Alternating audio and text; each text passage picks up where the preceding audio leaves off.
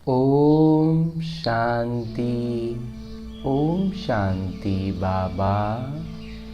आज 26 अप्रैल 2025 है और आज हम अध्ययन करने जा रहे हैं परमपिता परमात्मा के अनमोल मधुर महावाक्यों को, मुरली को।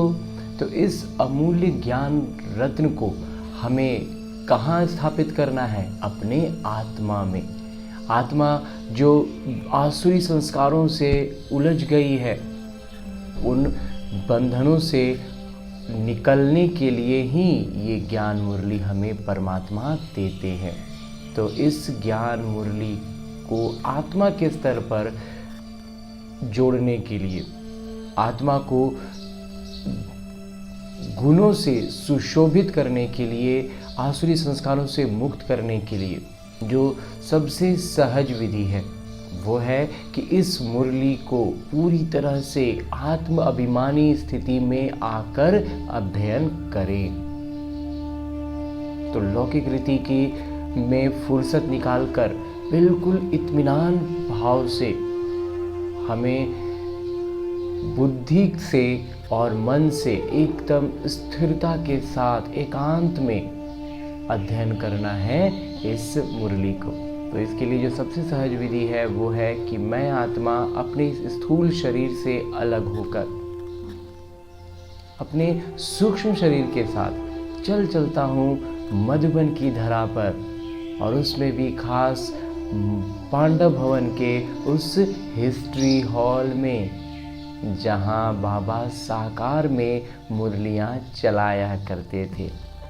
तो वो मुरली बाबा ने साकार में कभी चलाई थी और वो आज भी हमारे मन में उठने वाले एक एक प्रश्न का, एक एक भावना का प्रतिक्रिया होती है। हर जवाब उसमें निहित होता है। तो ये परमात्मा का ही जादू है ना। तो इस जादू का अनुभव करने के लिए अपने सूक्ष्म शरीर के साथ मैं आत्मा पहुंच चुका हूँ हिस्ट्री हॉल में, और यहाँ पर एक तरफ बाबा साकार रूप में अपने सूक्ष्म शरीर के साथ उपस्थित हैं, तो दूसरी तरफ मम्मा भी विराजमान हैं जो मुरली शुरू होने से पहले वीणा बजा रही हैं। मम्मा के इस वीणा की धुन से मैं आत्मा पूरी तरह आनंद विभोर हो जाता हूँ। परमपिता परमात्मा की उपस्थिति मात्र से पवित्रता, शांति, प्रेम और सुख के प्रकंपनों का संचार मुझ आत्मा में तीव्र हो जाता है। मैं इन भावनाओं से, इस स्थिति से एकदम परिपूर्ण हो जाता हूँ, और वहीं दृष्टि रूप से इस सूक्ष्म शरीर से बाबा दृष्टि देते हैं, जो मैं आत्मा भी सूक्ष्म शरीर के साथ दृष्टि पाता हूँ, और उस दृष्टि में बाबा ज्ञान, प्रकाश और अष्ट शक्तियों का प्रवाह करते हैं। तो परम पिता परमात्मा से इतना दिव्य दृष्टि पाने के बाद आनंदमयी स्थिति में स्थित रहकर, पूरी तरह आत्माभिमानी स्थिति में शांत स्वरूप अवस्था में आकर परमात्मा प्रेम में लवलीन होकर अध्ययन करते हैं ये अमूल्य मुरली, जहां बाबा कहते हैं, मीठे बच्चे, तुम पुरुषोत्तम संगम युगी ब्राह्मण अभी ईश्वर की गोद में आए हो। तुम्हें मनुष्य से देवता बनना है तो दैवी गुण भी चाहिए। हाँ जी बाबा, हमें परमात्मा ने गोद में उठा लिया है, इससे बड़ा और कुछ नहीं हो सकता है। तो इसके बाद तो बाबा के गोद में रहेंगे तो आसुरी गुण तो छूटने ही छूटेंगे और दैवी गुण से हम भरपूर हो जाएंगे। बस हमें बाबा की गोद से उतरना नहीं है। आगे प्रश्न रूप में बाबा कहते हैं कि ब्राह्मण बच्चों को किस बात में अपनी बहुत बहुत संभाल करनी है और क्यों? उत्तर बतलाते हैं मेरे बाबा, सारे दिन की दिनचर्या में कोई भी पाप कर्म न हो इससे संभाल करनी है, क्योंकि तुम्हारे सामने बाबा धर्मराज के रूप में खड़े हैं। बाबा आज कह रहे हैं कि बाबा हमारे सामने धर्मराज के रूप में खड़े हैं। जांच करो, किसी को दुख तो नहीं दिया। श्रीमत पर कितना % चलते हैं? रावण मत पर तो नहीं चलते, क्योंकि बाबा का बनने के बाद कोई विकर्म होता है तो 1 का 100 गुना हो जाता है। अंजी बाबा कह रहे हैं एक बार बाबा का बन गए उसके बाद वही पाप जो अज्ञान में करते ना, उसका सजा जितना मिलता है उसका 100 गुना मिलेगा, क्योंकि जान बूझ के कर रहे हैं। ओम शांति। भगवान वाच। ये तो बच्चों को समझाया गया है। किसी भी मनुष्य को व देवताओं को भगवान नहीं कहा जा सकता। यहाँ जब बैठते हैं तो बुद्धि में ये रहता है कि हम संगम युगी ब्राह्मण हैं। ये भी सदा किसी को याद रहती नहीं है। अपने को सचमुच ब्राह्मण समझते हैं ऐसा भी नहीं है। ब्राह्मण तक खुद में धारणा में नहीं होता कि हम एक ब्राह्मण हैं। ब्राह्मण बच्चों को फिर दैवी गुण भी धारण कर रहे। पहले शूद्र से ब्राह्मण बनते हैं जब अशुद्धियों को छोड़ते हैं, फिर जब दैवी गुण धारण करते हैं तो फरिश्ता बनते हुए देवता बन जाएंगे। इसलिए बाबा कहते हैं कि हम संगम युगी ब्राह्मण हैं, हम शिव बाबा द्वारा पुरुषोत्तम बन रहे हैं।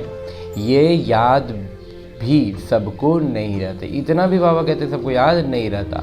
घड़ी घड़ी ये भूल जाते हैं कि हम पुरुषोत्तम संगम युगी ब्राह्मण हैं। ये बुद्धि में याद रहे तो भी अहो सौभाग्य। हमेशा नंबरवार तो होते ही हैं। सब अपनी अपनी बुद्धि अनुसार पुरुषार्थी हैं। अभी तुम संगम युगी हो, पुरुषोत्तम बनने वाले हो। जानते हो हम पुरुषोत्तम तब बनेंगे जब अब्बा को यानी परम प्रिय परमात्मा को याद करेंगे। अपने अब्बा को याद करना है। याद से ही पाप नाश होंगे। अगर कोई पाप करता है तो उसका 100 गुना हिसाब चढ़ जाता है। बाबा कहते हैं बाबा का बन के जब पाप करते हैं ना तो 100 गुना चढ़ता है। पहले जो पाप करते थे तो उसका 10% चढ़ता था, अभी तो 100% चढ़ता है, क्योंकि ईश्वर की गोद में आकर फिर पाप करते हैं ना। ईश्वर की गोद में आ गए और फिर गोद से जैसे कोई बच्चा ज़्यादा चंचल होता है तो क्या होता है, उसको गोद में लेने से वो एकदम आग पकाता है, खूब कोशिश करता है कि हम गोद से निकल जाए, तो आदमी उसको छोड़ देते। मैंने ऐसे हम लौकिक में तो हम छोड़ देते हैं, बाबा तो हमें छोड़ते नहीं हैं, हम ही कूद के बाहर आ जाते हैं। तो आते हैं तो क्या होता है, बिकार में जाते हैं तो बाबा कहते हैं लो उसका सज़ा मिलेगा पूरा ज़बरदस्त, क्योंकि गोद छोड़ के गए हो। तुम बच्चे जानते हो बाबा हमको पढ़ाते हैं पुरुषोत्तम सो देवता बनाने। क्यों पढ़ाते हैं? ताकि हम पुरुषोत्तम बने और पुरुषोत्तम से देवता बने। ये याद जिनको स्थायी रहती है वो अलौकिक सेवा भी करते रहेंगे। ये बाबा कहते हैं ये बात जिनको याद रहेगी ना वो अलौकिक सेवा भी करते रहेंगे। सदैव हर्षित मुख बनने के लिए औरों को भी रास्ता बताना है। भल कहीं भी जाते हो बुद्धि में याद रहे कि हम संगम युग पर हैं। हम हैं कहाँ पर? संगम युग पर। ये है पुरुषोत्तम संगम युग। वो पुरुषोत्तम मास या वर्ष कहते हैं, किसी वर्ष को किसी मास को पुरुषोत्तम कहते हैं, लेकिन बाबा कहते हैं ऐसा नहीं है। ये संगम युग वास्तव में पुरुषोत्तम है। और तुम कहते हो हम पुरुषोत्तम संगम युगी ब्राह्मण हैं, और हम हैं कौन? पुरुषोत्तम भी हैं और संगम युगी ब्राह्मण हैं। ये अच्छी रीति बुद्धि में धारण करना है। अभी हम पुरुषोत्तम बनने की यात्रा पर हैं। ये ध्यान में रखना है कि हम पुरुषोत्तम बनने की अभी यात्रा पर, अभी पुरुषोत्तम बने नहीं हैं। ये याद रहे तो भी मन मना भव ही हो गया। बाबा कहते ये भी अगर बात याद रह गई ना तो भी मन मना भव हो गया। तुम पुरुषोत्तम बन रहे हो पुरुषार्थ अनुसार, कर्मों अनुसार। बाबा कहते हैं पुरुषोत्तम कर रहे हो, पुरुषार्थ कर रहे हो, किस ये पुरुषार्थ का भी कैटेगरी कैसे सेट हो जाता है, हमारे कर्म कैसे रहे हैं। दैवी गुण भी चाहिए और श्रीमत पर चलना पड़े। बाबा कहते हैं दैवी गुण धारण करते हुए श्रीमत पर चलना पड़े। अपनी मत पर तो सब मनुष्य चलते हैं, हर मनुष्य अपने ही मत पर न चलता है अभी के समय में, इसलिए तो रावण की दुनिया हो गई। वो है ही रावण मत, और अपना मत का मतलब रावण मत। ऐसे भी नहीं कि तुम सब कोई श्रीमत पर चलते हो। बाबा कहते हैं ऐसा कुछ नहीं है कि तुम सब कोई श्रीमत पर चल रहे हो।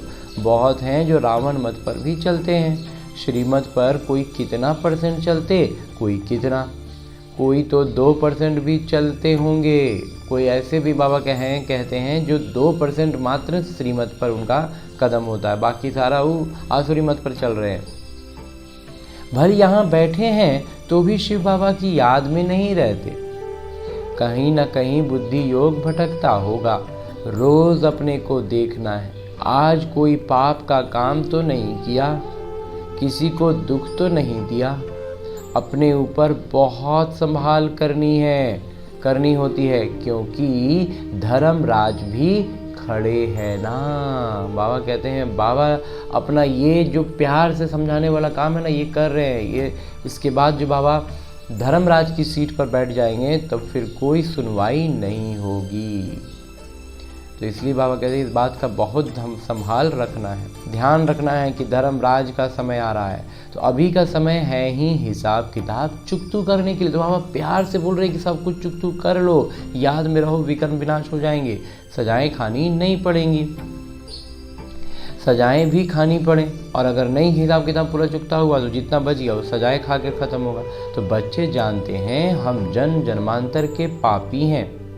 या कहीं भी कोई मंदिर में अथवा गुरु के पास व कोई इष्ट देवता के पास जाते हैं तो कहते हैं हम तो जन्म जन्म के पापी हैं। इस बात को कबूलते हैं, मेरी रक्षा करो, रहम करो। हम तो पापी हैं ही, लेकिन हम मेरी तब भी रक्षा कीजिए, हम पर रहम कीजिए, ऐसी अपेक्षाएं लेकर जाते हैं। सतयुग में कभी ऐसे अक्षर नहीं निकलते। सतयुग में ऐसा हम कभी कह ही नहीं सकते, क्योंकि ऐसा होता ही नहीं है। कोई सच बोलते हैं, कोई तो झूठ बोलते हैं। यहाँ भी ऐसे हैं। बाबा हमेशा कहते हैं अपनी जीवन कहानी बाबा को लिख भेजो। कोई तो बिल्कुल सच लिखते, कोई छिपाते भी हैं। लज्जा आती है, बताने में लज्जा आती है, इसलिए छिपा देते हैं, बात को छोड़ देते हैं। ये तो जानते हैं बुरा कर्म करने से उनका फल भी बुरा होगा, वो तो है अल्पकाल की बात। ये तो बहुत काल की बात है। बुरा कर्म करेंगे तो सजाएं भी खाएंगे, फिर स्वर्ग में भी बहुत पीछे को आएंगे, बहुत लास्ट में बाबा कहते हैं आएंगे, मतलब त्रेता का अंत में आएंगे। तो स्वर्ग का वो सुख थोड़ी देख पाएंगे। तो एक तो अभी फ़िलहाल सज़ा भी खाना पड़ेगा जाने से पहले, और आएंगे भी बहुत कम सुख में। तो इस बात का हमें ध्यान रखना है। अभी सारा मालूम पड़ता है कि कौन कौन पुरुषोत्तम बनते हैं। वो हैं पुरुषोत्तम दैवी राज्य, उत्तम से उत्तम मनुष्य बनते हैं ना। और कोई जगह ऐसे किसी की महिमा नहीं करेंगे। बाबा कहते हैं और कहीं इस तरह की महिमा नहीं होती है। मनुष्य तो देवताओं के गुणों को भी नहीं जानते। वास्तव में हम उनके देवताओं का बस फलना देवता देवता का नाम जानते हैं, और क्या गुणवत्ता है उनमें वो चीज़ हम जानते ही नहीं। भल महिमा गाते हैं परंतु तोते मिसल, बस बोल रहे हैं, मुंह से रटा गया है बोल रहे, क्या अर्थ है नहीं जानते। इसलिए बाबा भी कहते हैं भक्तों को समझाओ। भक्त जब अपने को नीच पापी कहते हैं तो उनसे पूछो कि क्या तुम जब शांति धाम में थे वहाँ पाप करते थे? वहाँ तो आत्मा सभी पवित्र रहती हैं, यहाँ अपवित्र बनी है क्योंकि तमो प्रधान दुनिया है। बाबा कहते हैं दुनिया ही तमो प्रधान है, इसलिए पतित बनी है। ये नई दुनिया में तो पवित्र रहती हैं, अपवित्र बनाने वाला है रावण। और कहते हैं नई दुनिया में तो सब कोई पवित्र ही रहेगा, तो उसको अपवित्र आधा कल्प के बाद कौन बनाता है? रावण। इस समय खास तौर पर भारत और आम तौर पर सारी दुनिया पर रावण का राज्य है। रावण का राज्य सब जगह है, पूरी दुनिया पर बाबा कह रहे हैं, लेकिन खास तौर पर भारत में है। यथा राजा रानी तथा प्रजा, और जैसा राजा वैसे ही प्रजा, तो राजा रावण है तो प्रजा भी रावण हो गई है। हाईएस्ट लोएस्ट, उसमें भी रावण का जो राजा पद पर है वो ज़्यादा रावण के अधीन है, जो लोग प्रजा में है वो कम अधीन है, लेकिन रावण के अधीन तो सभी हैं। यहाँ सब पतित हैं। बाबा कहते मैं तुमको पावन बनाकर जाता हूँ। फिर तुमको पतित कौन बनाता है? बाबा कहते मैं आता हूँ, तुमको पावन बना के जाता हूँ। फिर तुमको पतित कौन बना देता है? रावण। जाहिर सा बात है, रावण ही पतित बनाएगा ना। अब फिर तुम हमारी मत से पावन बन रहे हो, फिर आधा कल्प बाद रावण की मत पर पतित बनेंगे, अर्थात देह अभिमान में आकर विकारों के वश हो जाते हैं। उनको आसुरी मत कहा जाता है। भारत पावन था सो अब पतित बना है, फिर पावन बनना है। पावन बनाने के लिए पतित पावन बाबा को आना पड़ता है। पतित जब हो जाता है तो पावन बनाने के लिए बाबा को स्वयं आना पड़ता है। इस समय देखो कितने ढेर मनुष्य हैं, कल कितने होंगे। लड़ाई लगेगी, मौत तो सामने खड़ा है। कल इतने सब कहाँ जाएंगे? सबके शरीर और ये पुरानी दुनिया विनाश होती है। सबका शरीर और दुनिया का और बाकी सब कुछ समाप्त हो जाएगा। ये राज अभी तुम्हारी बुद्धि में है। नंबरवार पुरुषार्थ अनुसार। वो कहते हैं बुद्धि में बात तो है, लेकिन नंबरवार। कोई बहुत अच्छे से समझ जा रहे हैं, कोई आधा अधूरा समझ रहे हैं, और कोई बिल्कुल नहीं। हम किसके सम्मुख बैठे हैं वो भी कई समझते नहीं। कम से कम पद पाने वाले हैं, बहुत नीचे का पद जो पाने वाले हैं उनको पता नहीं चलता है। नाटक अनुसार कर ही क्या सकते हैं। बाबा कहते हैं नाटक में ही है कि उनको दास नहीं बनना, तो क्या कर सकते हैं, तकदीर में नहीं है उनके। अभी तो बच्चों को सेवा करनी है, बाबा को याद करना है। तुम संगम युगी ब्राह्मण हो, तुम्हें बाबा समान ज्ञान का सागर, सुख का सागर बनना है। बनाने वाले बाबा मिले हैं ना। मिले कौन है? परम पिता परमात्मा। तो हमें ज्ञान का भी सागर बनना है और सुख का भी सागर बनना है।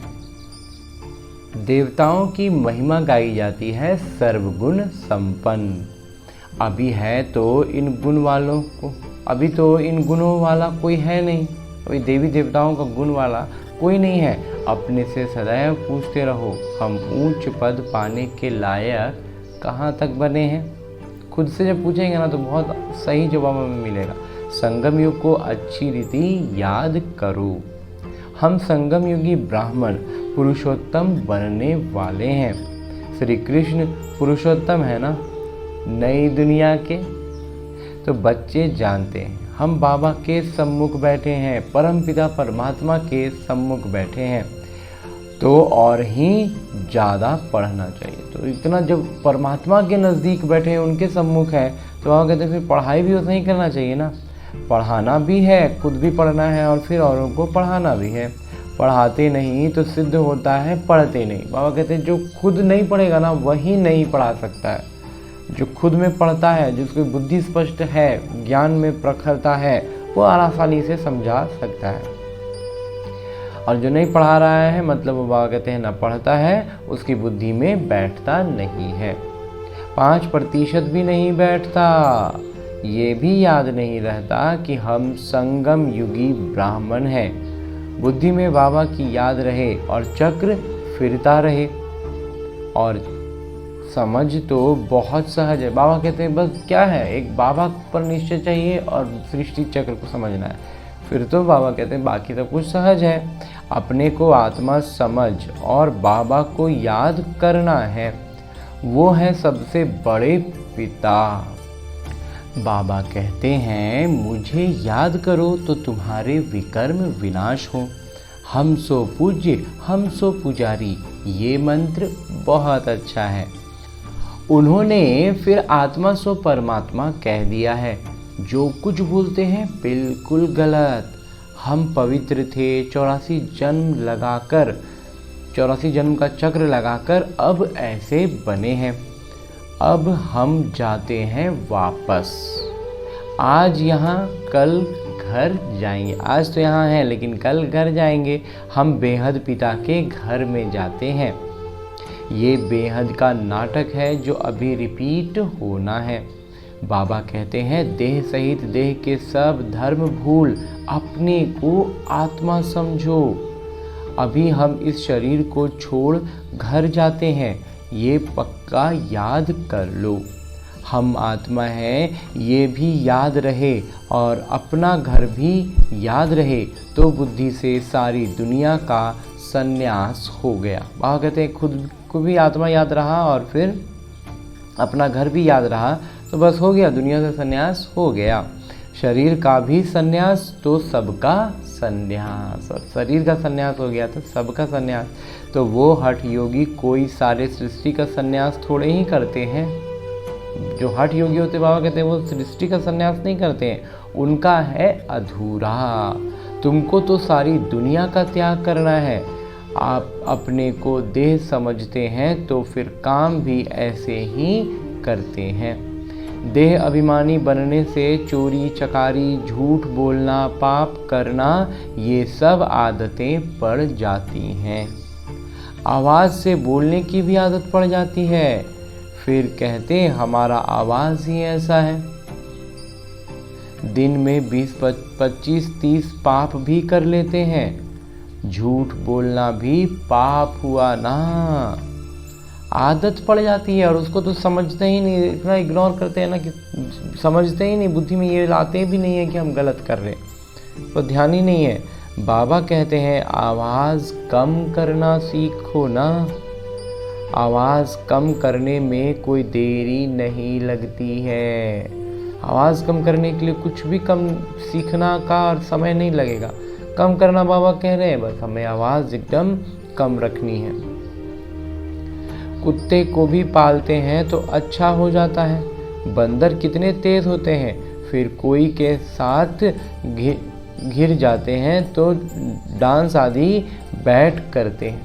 हिल मिल जाते हैं तो फिर किसी के साथ डांस भी करने लगते हैं। पाला हुआ बंदर तो जानवर भी सुधर जाते हैं। बाबा कहते हैं कि जब जानवर को पालो, कुत्ते को पालो, बंदर को पालो तो वो भी आदमी की तरह, आदमी के हिसाब से सुधरता है। तो फिर बाबा कहते हैं जानवरों को सुधारने वाला है मनुष्य। मनुष्य ने उसको इस तरह से ट्रेनिंग देते हैं तब कि वो सुधर जाए। तो मनुष्यों को सुधारने वाले हैं बाबा। बाबा कहते हैं तुम भी जानवर मिसल हो, तो मुझे भी कच्छ अवतार, वाराह अवतार कह देते हो।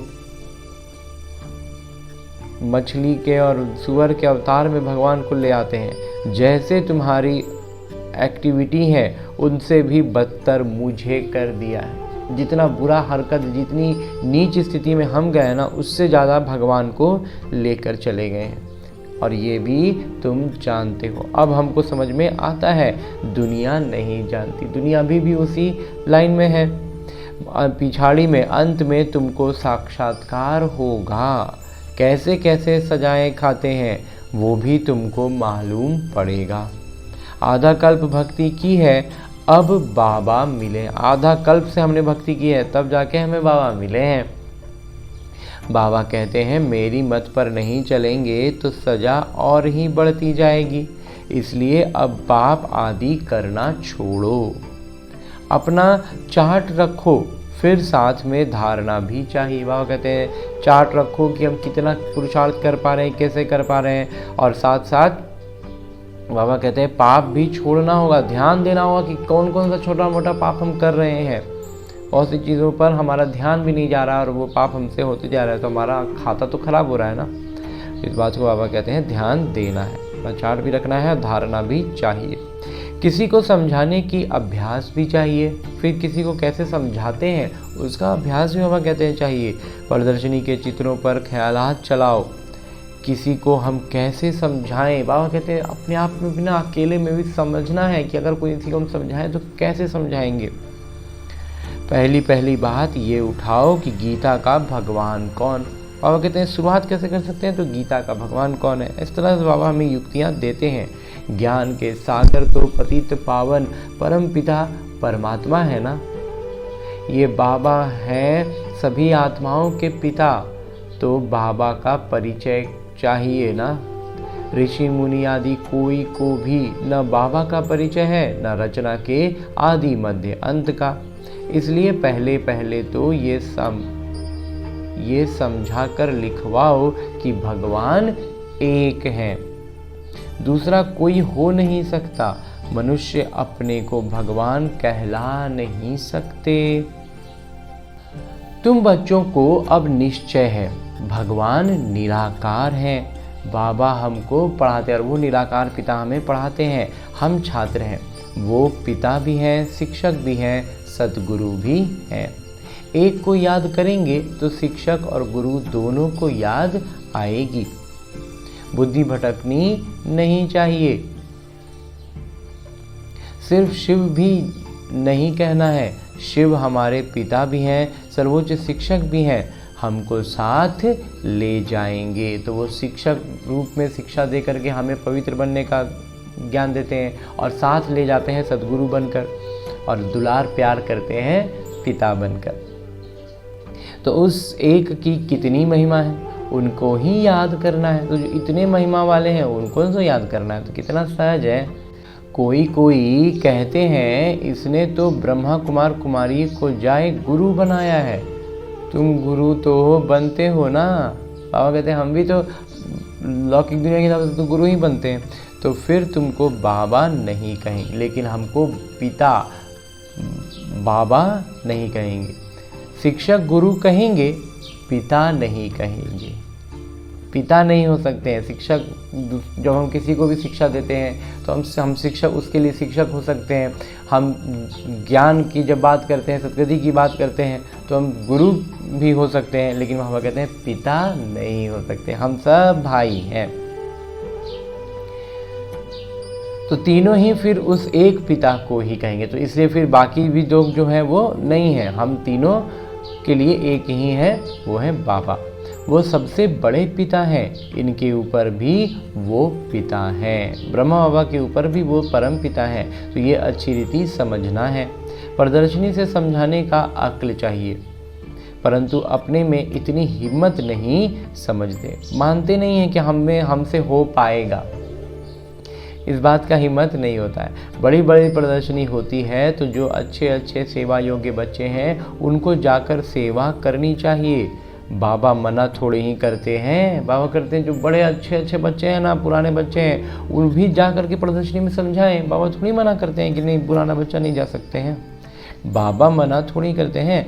आगे चल साधु संत आदि को भी तुम ज्ञान बाण मारते रहेंगे। बाबा कहते हैं जैसे जैसे आगे बढ़ेंगे ना, साधु संतों को भी यह ज्ञान बाण हम चलाएंगे और उनको लगेगा।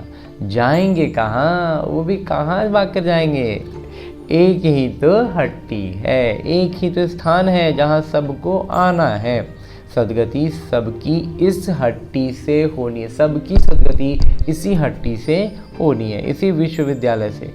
ये हट्टी ऐसी है, तुम सबको पवित्र होने का रास्ता बताते हो, फिर बने न बने। ये बाबा कहते हैं ये संस्थान, ये विश्वविद्यालय ऐसा है जो हर किसी को पवित्र बनने का रास्ता बतलाता है, उद्देश्य बतलाता है, विधि बतलाता है। अब बने न बने, अब कहते हैं उनकी मर्जी। तुम बच्चों का ध्यान विशेष सेवा पर होना चाहिए। भले बच्चे समझदार हैं परंतु सेवा पूरी नहीं करते तो बाबा समझते हैं राहु की दशा बैठी है। दशाएं तो सब फिरती हैं ना। दशाएं क्या होती हैं, चक्र में वो भी है तो वो भी फिरते रहेगा। माया का परछाया पड़ता है तो फिर 2 रोज़ बाद ठीक हो जाते हैं। फिर थोड़ा सा 1-2 दिन बीतता है ना तो फिर बुद्धि ठीक हो जाती है। बच्चों को सेवा का अनुभव पाकर आना चाहिए। बाबा कहते हैं वैसा कुछ भी लगे ना तो सेवा में निकलना चाहिए। तो सेवा का जब अनुभव पाते हैं ना तो फिर से एक बार बुद्धि ताज़ा हो जाती है, याद आ जाता है कि हम कहाँ घुस रहे थे, कहाँ गिर रहे थे। प्रदर्शनी तो करते रहते हैं, क्यों नहीं मनुष्य समझकर झट लिखते हैं कि बरोबर गीता कृष्ण की नहीं शिव भगवान की गाई हुई है। कोई तो सिर्फ कह देते हैं ये बहुत अच्छा है, कुछ कुछ क्या है बस खाली हाँ बहुत अच्छा है इतना कह देते हैं।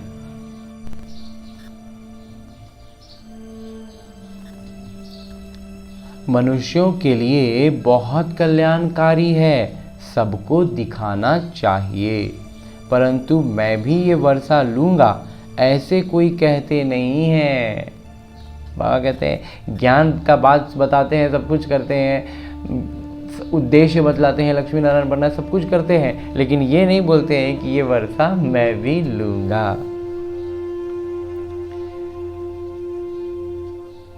अच्छा, मीठे मीठे सिकिलदे बच्चों प्रति माता पिता बाबा का याद प्यार और आशीर्वाद। रूहानी बाबा की रूहानी बच्चों को नमस्ते। हम रूहानी बच्चों की ओर से रूहानी माता पिता को याद प्यार और प्रणाम।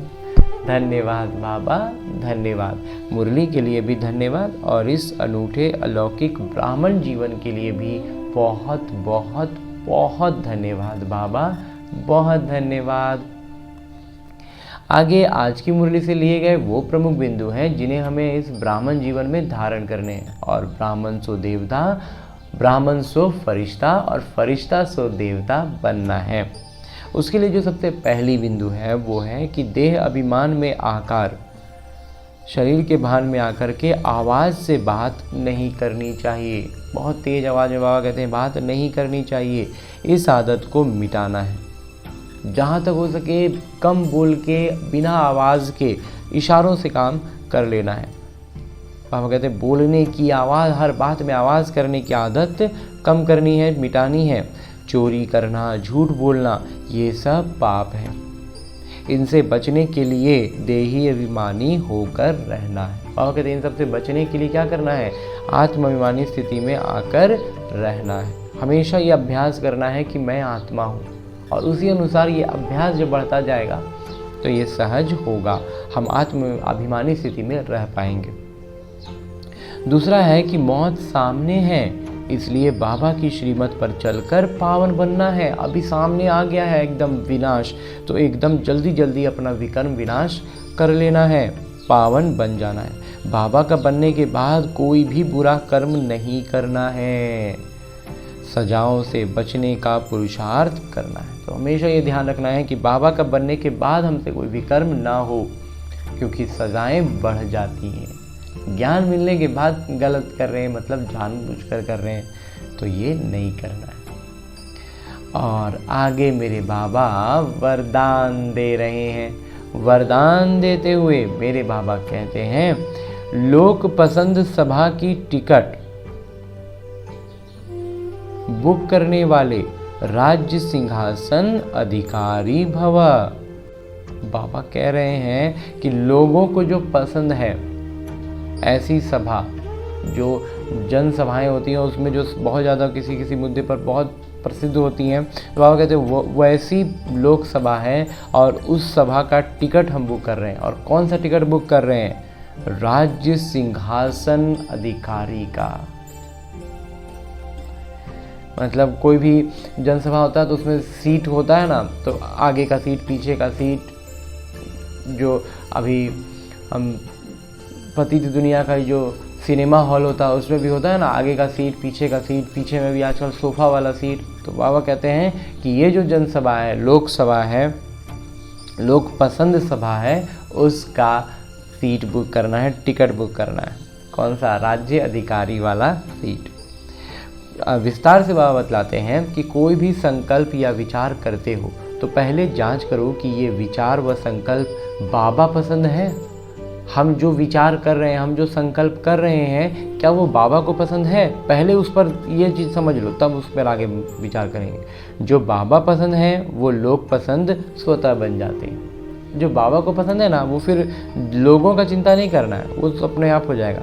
यदि किसी भी संकल्प में स्वार्थ है तो मन पसंद कहेंगे, और विश्व कल्याण अर्थ है तो लोक पसंद व प्रभु पसंद कहेंगे। बाबा कहते हैं अगर किसी बात में स्वार्थ है ना, तो वो मन पसंद होगा। लेकिन विश्व कल्याण के अर्थ है तो वो लोक पसंद होगा, प्रभु पसंद होगा। लोक पसंद सभा के मेंबर बनना अर्थात मर्यादा और कायदों का राज्य अधिकार व राज्य सिंहासन प्राप्त कर लेना। बाबा कहते हैं कि लोक पसंद सभा जो है ना, उसका मेंबर बन जाना वो अपने आप में क्या है, मर्यादाओं का और कायदों का राज्य अधिकार व राज्य सिंहासन प्राप्त कर लेना। इसका मेंबर बनने का मतलब ही है कि राज्य सिंहासन हमें मिल गया। हाँ जी बाबा, क्योंकि हर एक बात, हर एक संकल्प बाबा कहते हैं ये सोचकर सोचना कि ये बाबा को पसंद है या नहीं।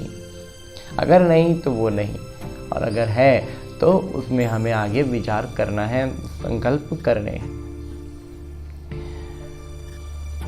क्योंकि बाबा ने कहा कि अगर स्वार्थ है तो वो मन पसंद तो होगा, लेकिन वो जन सेवा के लिए नहीं होगा, विश्व कल्याण अर्थ नहीं होगा। लेकिन और जो बात विश्व कल्याण अर्थ है वो लोक पसंद होगा भी और प्रभु पसंद भी होगा। और इतना सुंदर वरदान प्राप्त करने के बाद अब स्लोगन है, मुरली का उपदेश है कि परमात्मा साथ का अनुभव करो तो सब कुछ सहज अनुभव करते हुए सुरक्षित रहेंगे। बाबा कहते हैं जब परमात्मा का साथ का अनुभव रहेगा ना, तो हर कुछ एकदम लगेगा कि हम पूरी तरह से सुरक्षित हैं, कहीं पर भी कोई चीज़ से, विकारों से और परिस्थितियों से डर नहीं लगेगा। बाबा कहते हैं परमात्मा का साथ अनुभव करो तो सब कुछ सहज अनुभव करते हुए सुरक्षित भी रहेंगे। खाली अनुभव नहीं, सचमुच में बाबा कहते हैं सुरक्षित रहेंगे। हाँ जी बाबा। और परमपिता परमात्मा से इतना श्रेष्ठ अव्यक्त मुरली हमने अध्ययन किया और वरदान प्राप्त किया, तो इसके बाद अब मेरे बाबा इसी अव्यक्त रूप में स्थित रहकर एक इशारा भी देते हैं कि कंबाइंड रूप की स्मृति से सदा विजयी बनो। परमपिता परमात्मा मुझ आत्मा के साथ कंबाइंड है इस भृकुटी सिंहासन पर। जैसे मैं आत्मा विराजमान हूँ और इस शरीर को चला रहा हूँ, तो उस सिंहासन पर मेरे बाबा भी मेरे साथ बैठे हैं।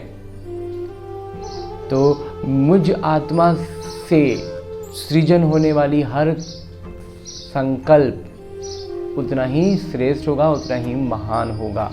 हर एक संकल्प मेरा श्रेष्ठ होता जाएगा, और संकल्प से सृष्टि है ना, तो परमात्मा का साथ है, कंबाइंड है, तो फिर हम ऊपर ही ऊपर उड़ते जाएंगे। विकार और विघ्न, बाधा, माया, ये सब परमपिता परमात्मा के सम्मुख वो आ ही नहीं सकते, वो बहुत दूर से ही चले जाएंगे।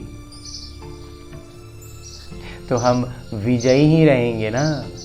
तो इस बात को स्पष्ट करने के लिए बाबा हर दिन हमें अलग अलग युक्तियाँ बतला रहे हैं, अलग अलग इशारे भी दे रहे हैं। आज के लिए इस बिंदु को स्पष्ट करते हुए बाबा ने जो इशारा दिया है वो है कि जैसे शिव शक्ति कंबाइंड रूप है, ऐसे पांडवपति और पांडव ये सदा का कंबाइंड रूप है। और कहते हैं शिव शक्ति कंबाइंड रूप में हम देखते थे भक्ति मार्ग में, ऐसे ही बाबा कहते हैं कि पांडवपति और पांडव ये भी सदा कंबाइंड रूप है। पांडवपति पांडवों के सिवाय कुछ नहीं कर सकते। बाबा कहते हैं जो पांडवपति है ना, बिना पांडव के कुछ नहीं करते हैं। जो ऐसे कंबाइंड रूप में सदा रहते हैं, उनके आगे माता पिता साकार में जैसे सब संबंधों के सामने होते हैं। जब हम ऐसे कंबाइंड रूप की स्मृति में रहते हैं ना, इस अवस्था में हम अपने आप को अनुभव करते हैं, तो बाबा कहते हैं वो हर संबंध से आगे होते हैं, सबसे नज़दीकी संबंधी होते हैं हमारे। मतलब हम अपनी माँ से बहुत ज़्यादा जुड़े हो सकते हैं, पिता से ज़्यादा जुड़े हो सकते हैं, बहन से, भाई से, बच्चों से, पति पत्नी एक दूसरे से, लेकिन इतना उन सबसे आगे, सबसे पहले, सबसे ज़्यादा जो जिनसे हम जुड़ जाएंगे वो होंगे मेरे बाबा। बाबा कहते हैं जो ऐसे कंबाइंड रूप में सदा रहते हैं, उनके आगे माता पिता साकार में जैसे सब संबंधों के सामने होते हैं, उन सब संबंधों से आगे हो जाते हैं बाबा। जहाँ बुलाओ वहाँ सेकंड में हाजिर, लौकिक में कोई नहीं हो सकता। इसलिए कहते हैं हाजिर हुजूर। बाबा इसलिए कहते हैं कि हाजिर हुजूर इसीलिए बाबा को कहा जाता है कि जब बुलाओ जहाँ बुलाओ ना, एक क्षण से भी कम समय में वो हाजिर हो जाते हैं। तो परमपिता परमात्मा के उपस्थिति में इस सूक्ष्म शरीर के साथ हमने इतना प्यारा मुरली तो अध्ययन किया, वरदान प्राप्त किया। अब जब बाबा इशारों में ये कहते हैं कि तुम कंबाइंड रूप में साथ रहने का अनुभव करो, तो ये अनुभव हम कब कर पाएंगे? जब हम अपने दैनिक दिनचर्या में इस स्थूल शरीर में वापस आकर के देह भान में नहीं आना है, सिर्फ देह में आना है और लौकिक किरदार में आना है, ताकि हर परिस्थिति में हम इस बात का, परमात्मा के साथ का अनुभव कर पाएं, इसका अभ्यास कर पाएं।